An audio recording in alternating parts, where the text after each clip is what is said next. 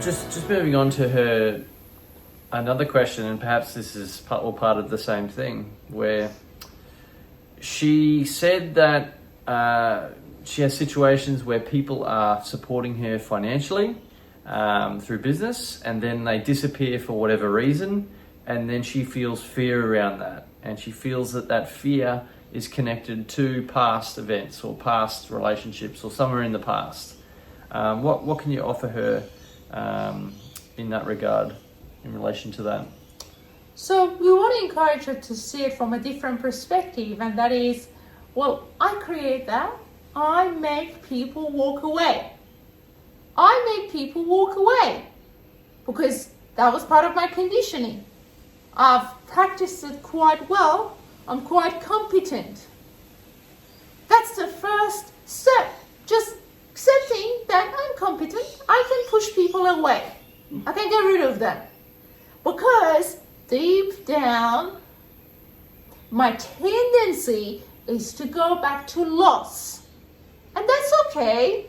That's okay. You see,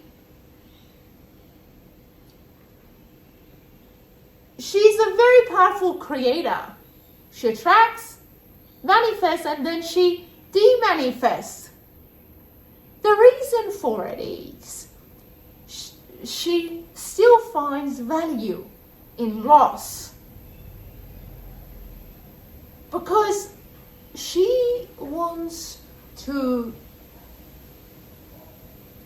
soothe herself. She wants to show up for herself. And we want to tell her that showing up for yourself doesn't have to happen through loss. It can happen by attracting more, by walking into more, by creating consistency in your life. She thinks that showing up is limited to abandonment.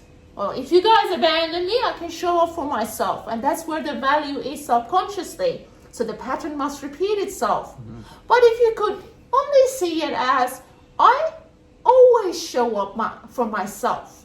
I don't have to go through abandonment, neglect, and loss. Then you will find yourself attracting more of things and more of people and maintaining those connections. Because you're not asking them to leave in order for yourself to show up. And that's the work. Showing up for yourself doesn't mean other people must leave your reality. Just show up. Well, can you elaborate on that a little bit more when you say just show up? So if people come and go from our lives, things are always changing. But when you say just show up for yourself, what does that look like? How does one practice that? Okay, so Maryam's conditioning told her that she had to show up in extreme situations, like abandonment at such an early age.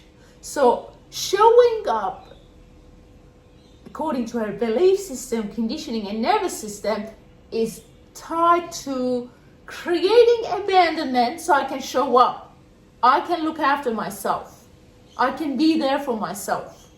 But for somebody who hasn't had abandonment, neglect, or those extremes in their reality, showing up is more of doing things for myself in the present moment, regardless of who is around, who is not around.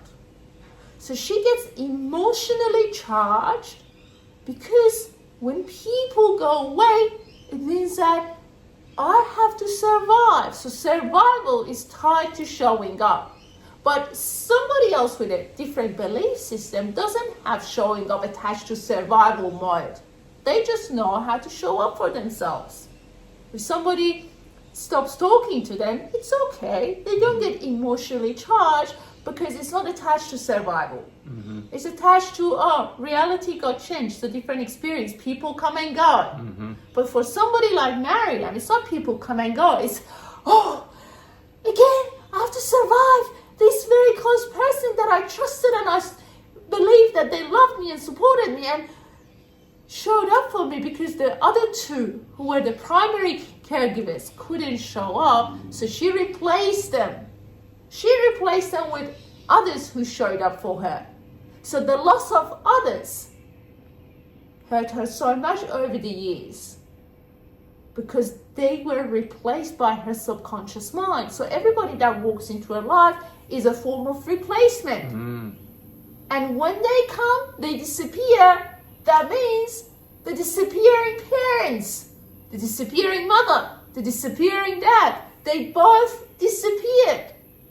So even my replacement doesn't work. And that's where she gets to that survival mode and mindset. And she finds it very difficult. She's highly emotionally charged. And it hurts because to her it is replacing the caregivers to someone like you or somebody else. It may just be people come and go. Oh, wow. So it sounds like a mindset shift to, you know... You can call it that. It's very sophisticated, but... What would you call it?